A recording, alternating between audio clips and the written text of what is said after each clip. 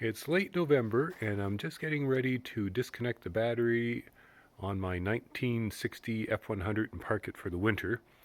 But before I do that, I thought I'd give a quick overview of the build and my impressions after driving it for approximately 2 years and putting about 10,000 miles or 15,000 kilometers on it.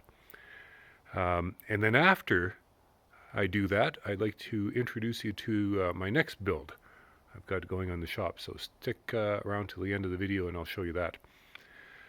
The truck sits on a Crown Victoria Police Interceptor chassis, 2011. I kept most of the components from the Crown Vic, including the engine. It's got the 4.6, came with the Crown Vic. Apologize, everything's a little bit dirty. I didn't have a chance to clean the vehicle before I parking it here. But some of the mods I did under the hood, I rebuilt the box for the air conditioner, so I was able to keep the factory air that came with the vehicle, which is nice. And there's more modifications inside. I'll show those in a second that allow the air conditioning to work. To make it work on the Crown Victoria chassis, I had to take a long bed and shorten it. I took 4 inches out of the front of the bed and about 8 inches off the back, and that matched up with the wheelbase of the Crown Vic.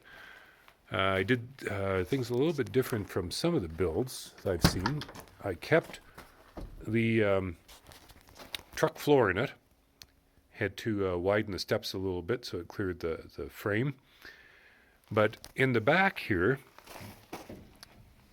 I kept the Crown Victoria floor, and that gives a little bit deeper bed that I can use for storage in back here. So I've got this compartment, and you can see there's little wooden blocks there.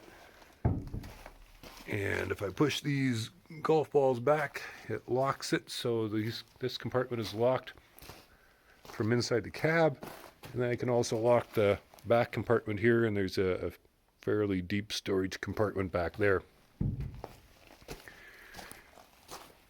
Inside the truck, as you can see, I kept the Crown Victoria steering wheel and gauges.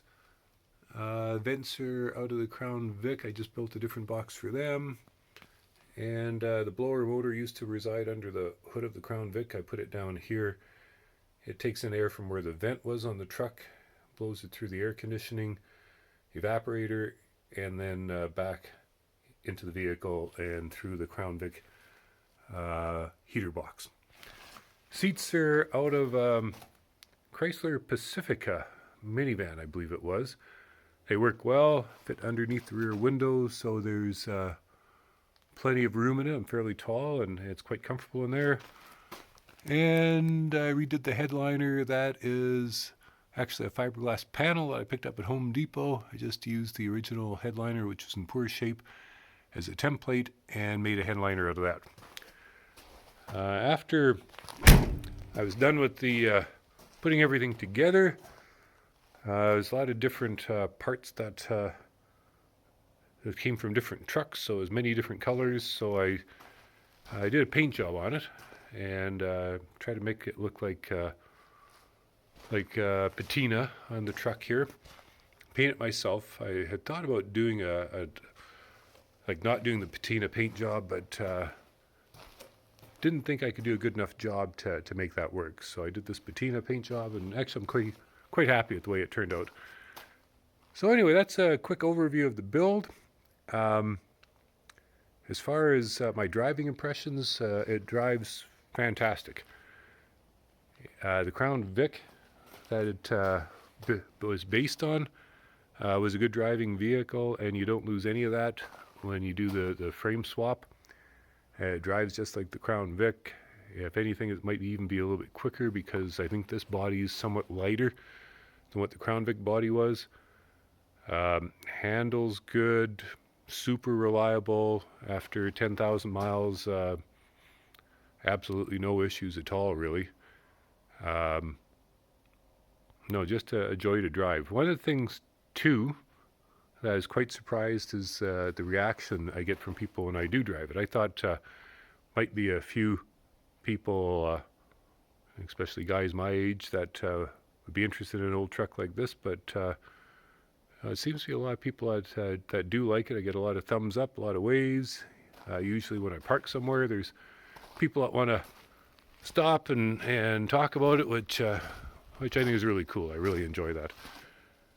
So anyway, there's really not a whole lot I can say about problems or anything like that. The only issue I've yet to resolve is I am throwing one fault code on the vehicle. It's a P0504 code. It's not a check engine code, but it's Ford specific code, and it's related to the brake light circuit. And from what I read, usually it's the brake switch on the brake pedal that has gone bad. I replaced that. That didn't fix it, and I think what it is resistance problems with the lights. There's only 2 brake lights on the truck, and there's more than that on the truck or in the Crown Vic. I've tried adding extra bulbs and resistors, and I can't seem to resolve that, but I'll keep working on it. But really, that's about the only problem I've had with it. Trying to think of other complaints I might have about the driving experience. There's a little bit of wind noise, but I think that's just because it's an old truck. Door seals are slowly breaking in. It's been 2 years, and the door is closed really hard to begin with. That's getting better, but yeah, I still have to slam the doors a little bit to close them. And an upgrade I want to make yet is better headlights. These are original sealed beams, and they're probably 30 years old or older, and they're pretty dim, so I'm going to upgrade that.